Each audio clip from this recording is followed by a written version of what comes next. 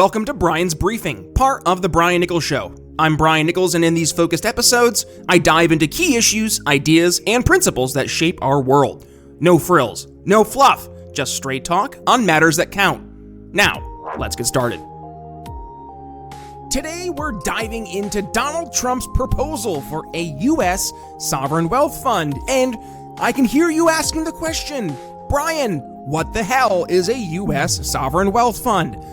Don't worry, today we're going to break it all down, so grab your favorite beverage like Cardio Miracle, get comfy, and let's get started. So let's start by tackling, yes, the elephant in the room. What is a sovereign wealth fund? So basically, it's like a government-owned investment fund. Countries use these to invest money in various purposes, from boosting their economy to funding big projects. Think of it like a giant savings account, but for a country. Now, Trump is throwing around the idea of creating one for the United States, but this one would be funded by tariffs. And on the surface, it might sound interesting, but we really need to think this through. As always, we gotta look out for unintended consequences. So first, we gotta be wary of this government getting more control of our money and over the economy. And here's why this idea has red flags all over it. First, government overreach. We want a government that's minimally involved in our lives, not one that plays investment banker with our cash. Remember, every time the government gets more power, it's almost impossible to get it back. Second, tariff issues. So Trump wants to fund this with tariffs, but tariffs mess with free trade and often end up hurting consumers more than helping. It's like robbing Peter to pay Paul, except Peter is us, the American consumer. Third, fiscal irresponsibility. I mean, how are we supposed to fund this when we're already drowning in national debt at the tune of almost $35 trillion? We need to be cutting spending, not finding new ways to spend. It's like we've maxed out our credit card and now we're trying to take out a loan for that brand new Ferrari that's sitting on the lot. And number 4, market interference. See, the free markets allocate resources efficiently. Are you tired of paying a fortune for below average coffee? If so, you're not alone. Big brands charge premium prices for quote unquote organic labels, but where's the flavor? It's time to stop settling for overpriced disappointment. Introducing Clockum Craft Coffee, born from a road trip epiphany and perfected through hundreds of roasts. Enjoy top quality organic coffee without breaking the bank. Clockum Craft Coffee, real flavor, real value, roasted with real passion. And as an exclusive offer for Brian Nichols Show listeners, get 10% off with code BNS10, clockumcraft.coffee, link in the show notes. And now, let's get back to the show. A government-managed fund would 1000% interfere with that process. It'd be like taking a finely tuned machine and then just tossing a wrench into the gears and thinking that wouldn't cause any negative consequences. Now, I can already hear some of you saying, well, Brian, a lot of these other countries out there already have these funds and they seem to be doing great. Sure, let's look at that. So Norway, they've got their oil fund, but let's be real, we're not Norway, we're the United States. And our strength has always been our free market system, our innovation, and our entrepreneurial spirit. So instead of dreaming up new government programs, instead we should be focusing on getting our fiscal house in order first. That means cutting spending, reducing debt, and creating an environment where businesses can thrive without excessive government interference. It's like we're cleaning up our own backyard without trying to landscape the whole neighborhood first. So if we really want to invest in America's future, let's start with focusing, on letting Americans keep more of their own money, lower taxes, less regulations, and more economic freedom. That's a recipe for prosperity, not a government-run investment scheme. It's about trusting the American people to make their own decisions with their own hard-earned cash. And let's talk about trade for a second. This idea to fund the wealth fund is through tariffs, but the thing is, tariffs are just taxes on the American consumer. When we put tariffs on imports, it's not China or Mexico that's paying, it's you and me when we buy those goods. We're shooting ourselves in the foot and then complaining about the pain. See, free trade allows us to buy the best products at the best prices, regardless of where they come from. It encourages innovation, competition, and efficiency. Tariffs, on the other hand, limit our choices. They drive up prices, and they make our businesses less competitive globally. We've been putting weights in our own runners' shoes in the race and expecting them to still win. Now, I'm sure some of you are thinking, but Brian, what about protecting American jobs? And I get that, I do. But here's the thing, protectionist policies are actually going to be doing the opposite of what you expect them to do. I mean, yes, they might provide some very, very short-term relief, but in the long run, they're doing way more harm than good. Instead of artificially propping up industries that can't compete, instead we should be focusing on creating an environment where American businesses can innovate and thrive. It's about making our workers and our businesses more competitive, not hiding them behind a wall of tariffs. And let's circle back to fiscal responsibility for a minute. We're sitting on a mountain of national debt that's been growing faster by the minute. And now we're talking about creating a new government fund? I mean, folks, we need a government that lives within its means just the same that the rest of us have to. And that means making tough choices. That means cutting unnecessary spending. And of course, for government, focusing on its core functions. That doesn't mean coming up with a new and creative way to spend money that we simply don't have. And here's a radical idea. Instead of creating a sovereign wealth fund, how about we focus on paying down our debt? I know. I mean, imagine a future where we're not saddled with trillions of dollars on our kids' and grandkids' backs. That's the kind of investment in an American future that I could get behind.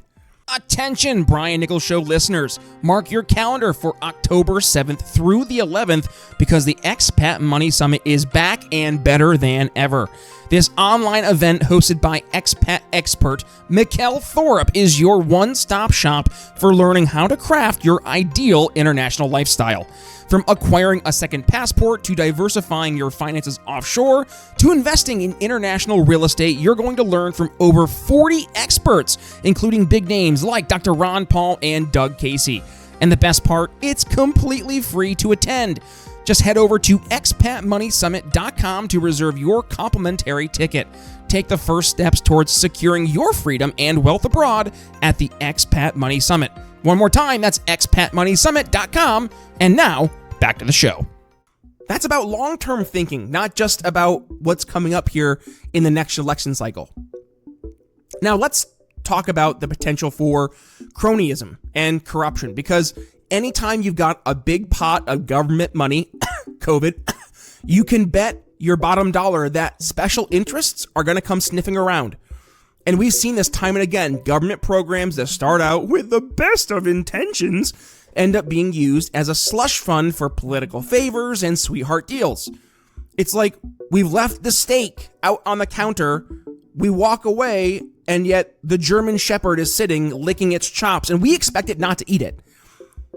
Do we really need to create another pot for politicians to pull from to reward their buddies and punish their enemies? I mean, I don't know about you, but personally, I just rather keep my money in my own pocket than trust a bunch of unelected bureaucrats in Washington. It's about keeping power decentralized and in the hands of the people, not concentrating it in the hands of folks in Washington. All right, folks, so let's take a moment to address one of our questions from one of our amazing listeners. This one comes from Susan. Susan's messaging us from Illinois, just a hop, skip, and a jump over from the great state of Indiana, where I reside. And she says, Brian, I understand your concerns about government overreach, but wouldn't an idea like a sovereign wealth fund give us a way to compete with countries like China that use state-owned enterprises to gain an economic advantage? And by the way, Susan, that's a great question, and it's a very fair question, and I think a lot of us get where you're coming from. It can absolutely be tempting to fight fire with fire, especially when we're dealing with countries that don't play by the same rules we do. But here's the thing. Trying to out China is a losing game. Our strength has always been our free market system, our innovation, and the American entrepreneurial spirit. And that's what made America the economic powerhouse it used to be, and still is to this day. So instead of trying to copy and paste state-controlled economies, we should instead be doubling down on what worked and what made us unique. So that means reducing regulations that stifle innovation. That means creating a tax system that encourages investment and encourages growth, and fostering an environment where anyone with a good idea and a strong work ethic can actually succeed. It's about playing to our strengths, not trying to beat others at their own game. Remember, the government doesn't create wealth. It only redistributes it. Hey folks, I want to take a moment to talk about something that has truly changed my life, and that is Cardio Miracle, our incredible studio sponsor. Now, I'll be honest, when I first heard about Cardio Miracle and their claims about improving heart health, I was skeptical. But after using it for just about 2 months, I was absolutely blown away by the results. First, my blood pressure went from being consistently around 140/90 to a much more healthier and manageable 120/80. And my resting heart rate dropped from the low 70s to the high 50s. And I couldn't believe it. But the benefits didn't stop there. I started sleeping better, and I felt more energized at the gym, and my heart felt the best it's felt in years. And it's not just me. Hundreds of you, our amazing listeners, have reached out to share your own incredible experiences with Cardio Miracle. So, what is Cardio Miracle, and how does it work? It's a carefully crafted supplement that harnesses the power of nitric oxide to support optimal heart function. So, by increasing nitric oxide levels in your blood, Cardio Miracle helps relax your blood vessels, improve circulation, and it protects your heart from damage. It's like giving your heart the support it needs to function at its best. And here's the best part. We've got an exclusive offer just for you, our loyal listeners here at The Brian Nichols Show. When you head over to cardiomiracle.com and use code TBNS at checkout, you'll get an extra 15% discount on your order. Plus, with their 100% money-back guarantee, you've got nothing to lose and everything to gain. So, if you're ready to take control of your heart health and experience the life-changing benefits of Cardio Miracle for yourself, just click the link in the show notes or video description. Trust me, your heart will thank you. And don't wait another day to prioritize your health. Join the tens of thousands of folks who have already discovered the Cardio Miracle difference. Head to cardiomiracle.com now and use code TBNS for 15% off your order. Your journey to a happier and healthier heart starts today. And now, let's get back to the show. Real economic growth comes from the private sector, from businesses, both large and small, who are taking risks, who are innovating, who are creating value. And our job should be to get the government the hell out of the way and let American ingenuity flourish. It's about unleashing the power of the free market, not trying to control it from the ivory towers of Washington. Now let's take a second and we're going to sneak over to our challenge of the week. And to start, we're going to recap our challenge of the week from last week. If you remember, last week I asked you to go out and have a conversation with someone who fundamentally disagrees with you, specifically in this case on immigration. But the catch was, you were not supposed to try to change someone's mind. Just listen and understand where they were coming from. And as always, we got some absolutely phenomenal responses here. We're going to go ahead and read some of them. First, we got Mark. Mark is messaging us from Tejas, Texas, saying, Brian, I took your challenge and I talked to my neighbor who I knew, and he and I had very different views on immigration. And I was surprised to find out that while we disagreed on policy, we both wanted the same things: a safer community and, of course, opportunities for people to build better lives. It opened my eyes to see how we often want the same ends, but we often disagree on the means. Bingo. Mary from California shares, Brian, I had a conversation with a coworker about immigration, and while we still disagree, I have a much better understanding of her concerns, and it made me realize how important it is to actually listen to people instead of just arguing. Bingo. And this just shows how powerful it can be, right? To take a step back and actually take time to listen to each other. It doesn't mean we have to agree, but understanding where others are coming from can help us find common ground. and it can help us have more productive conversations. Remember, it's about building bridges, not walls. Sorry for the analogy in the immigration conversation. All right, let's fast forward to this week's challenge. And this week, I want you to do something a little different. This week, I want you to look at your local community, and I want you to find an example of a private initiative that's solving a problem that the government typically handles. So maybe that's a charity that's helping the homeless.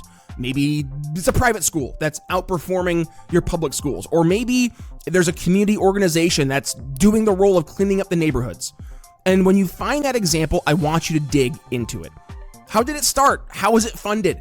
What results are it achieving? Right here, I have my own example I'm going to talk about where we have a community watch group that's taken over. I want you to let me know what you're seeing. Email me, brian@briannicholsshow.com. Tell me what you found. Heck, if you're someone who started one of these alternatives, let us know what was the genesis. I know I'm curious to see what kind of innovative solutions are out there, and frankly, ones that don't rely on government intervention. And that right there, that's about showcasing the power of voluntary cooperation and also the value of the free markets to solve very real problems.